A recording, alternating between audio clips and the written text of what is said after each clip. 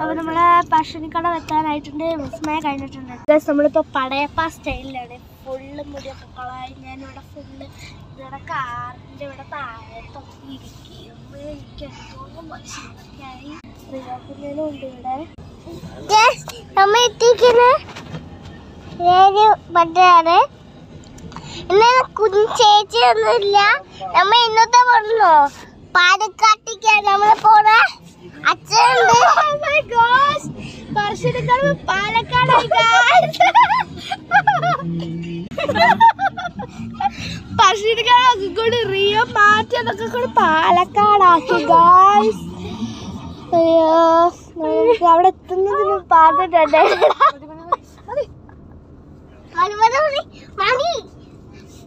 ഒരു സെറ്റ് ആക്കിയ സിനിമ ഉണ്ട്.